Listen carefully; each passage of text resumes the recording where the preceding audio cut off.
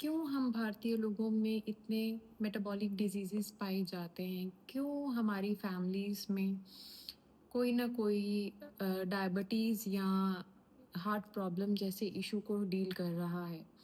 क्या है हमारा वो थिन फैट फिनोटाइप जो हमारे अगेंस्ट काम करता है?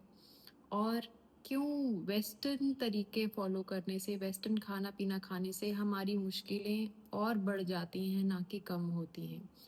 क्या डिफ़रेंस है हमसे 2 जनरेशन ऊपर हमारे दादा-दादी, नाना-नानी के खाने-पीने में, जो कि आज प्रेज़ेंट नहीं है? तो इन सब का जवाब मैं बहुत सिंपल तरीके से देना चाहूँगी ताकि हर एज ग्रुप का इंसान इस चीज़ को समझ सके। सबसे पहले तो थिन फैट फिनोटाइप। हमने 2 तरह का फैट बताया था, एक फैट जो आपके अंदरूनी अंगों के आसपास में जमा होता है, वो विसरल फैट कहलाता है। दूसरा आपकी स्किन के नीचे रहता है, ये सबक्यूटेनियस फैट कहलाता है। तो थिन फैट फिनोटाइप का मतलब है जो अंदरूनी ऑर्गन्स हैं, जो अंग अंदर हैं शरीर में, इनके आसपास फैट का जमा होना, जो कि बाहर से तो हम देखने में पतले लगते हैं, हमारे हाथ पाँव बाजू टांगे पतली रहती हैं, पर सारा मोटापा पेट के आसपास में आता है। ये है भारतीय थिन फैट फिनोटाइप।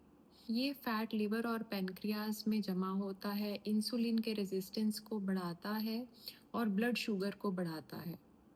जो वेस्टर्न लोग हैं, कॉकेशियंस हैं, वाइट स्किन हैं, उन लोगों में जो सबक्यूटेनियस फैट ज़्यादा पाया जाता है, उनके शरीर में फैट इक्वली डिस्ट्रीब्यूट होता है और जो विसरल फैट है वो कम डिपॉजिट होता है।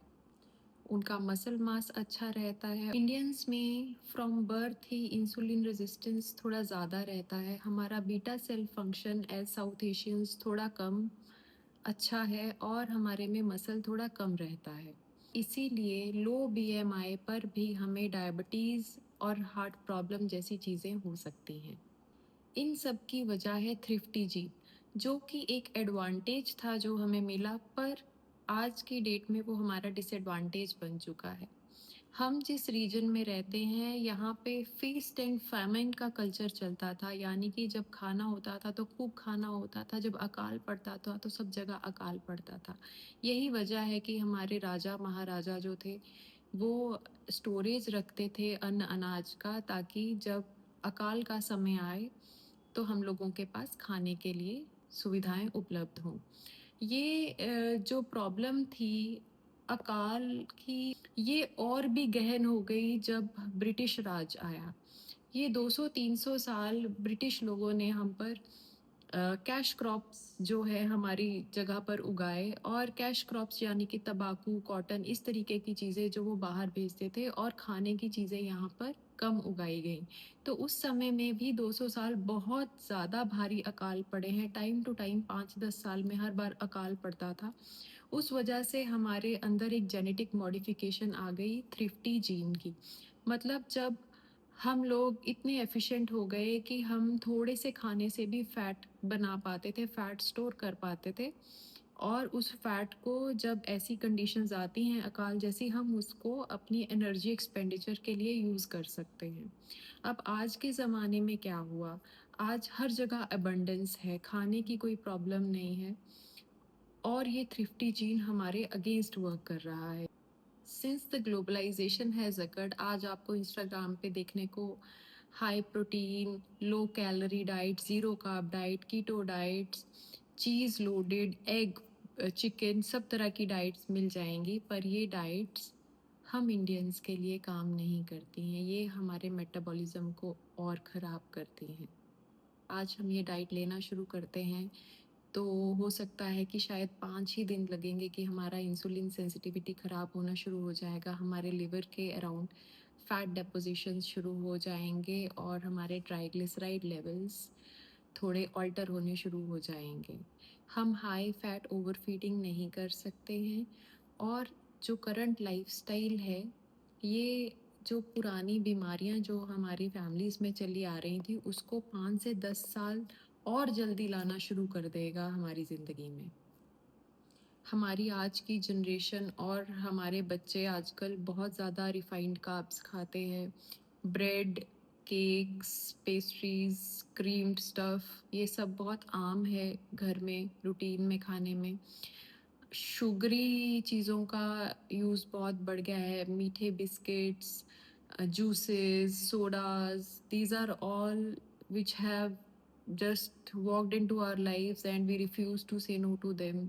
फ्राइड फूड का चलन बहुत बढ़ गया है, हर चीज़ समोसे, कचौड़ी और भी इंडियन जो पुराने फूड्स हम बड़ा दिन त्योहार पे मंगा के खाया करते थे, आजकल लोग रूटीन में खाते हैं।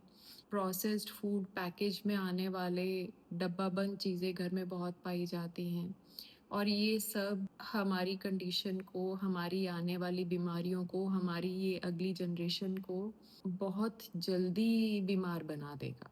जो भी आज हम देख रहे हैं ये इससे और डबल दिखेगा आने वाले समय में और छोटी उम्र में दिखेगा, क्योंकि फाइबर नहीं है डाइट में, डाइट की क्वालिटी इतनी गंदी है, कैलोरीज बहुत ज़्यादा हैं, प्रोटीन की क्वालिटी नहीं है। जो हमसे 2 जनरेशन ऊपर के लोग हैं वो क्या खाते थे? वो मोटा अनाज खाते थे, बाजरा, ज्वार, गेहूँ, चावल खुद लाके खुद पिसवाते थे। पैकेट वाले बिस्किट, नमकीन, रस, फ्राइड फूड की दुकानें, ये सब नहीं था। घी, तेल, मक्खन, दूध, दही, ये भी उतना ही खाया जाता था जितना कि कोई अफोर्ड कर सकता था। तो अगर हम ये कहें कि हमारे बुज़ुर्ग इन सब चीज़ों को पचा जाते थे, हमारे बुज़ुर्ग इन सब चीज़ों को खाते ही नहीं थे। किस तरीके से अब हमें ये नॉलेज यूज़ करना चाहिए कि हम अपनी और अपनी जनरेशन की हेल्थ को बचा सकें? सबसे पहले तो वर्ल्ड में बीएमआई का, बॉडी मास इंडेक्स का कट ऑफ है 25, बट फॉर वी इंडियंस 23 के नीचे हम अपना बीएमआई रखें तो हमारे लिए अच्छा रहेगा। पुरुषों में जो हमारा वेस्ट का सरकमफ्रेंस है ये 90 से ऊपर नहीं होना चाहिए और औरतों के लिए ये 80 से ऊपर नहीं होना चाहिए। अपनी प्लेट में आधा भाग में सब्जी रखें, 1/4 भाग में प्रोटीन या दाल गाढ़ी बनी हुई रखें और 1/4 भाग में किसी भी तरह का अनाज ज़रूर लें। 300 से 500 कैलोरी का डेफिसिट रखें अपनी डेली की डाइट में, मतलब 300 से 500 कैलोरी कम खाएं, क्योंकि बहुत एग्जैक्ट कैलकुलेट करना पॉसिबल नहीं होता। तो थोड़ा सा जितने पर भी आपको सैटिस्फैक्शन आती है थोड़ा सा उससे कम खाएं ताकि वेट मेंटेन रहे और ओबेसिटी ना हो।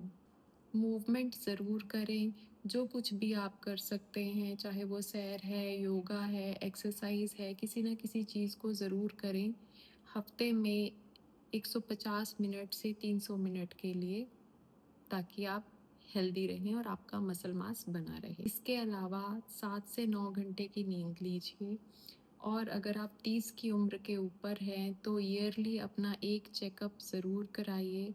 आपको किसी भी तरह की मेटाबॉलिक डिजीज़ है तो 6 मंथली ज़रूर उसको फॉलो अप कीजिए स्पेसिफिकली, और अपने डॉक्टर की एडवाइस के हिसाब से अपना डाइटरी मॉडिफिकेशन और लाइफस्टाइल मॉडिफिकेशन ज़रूर कीजिए।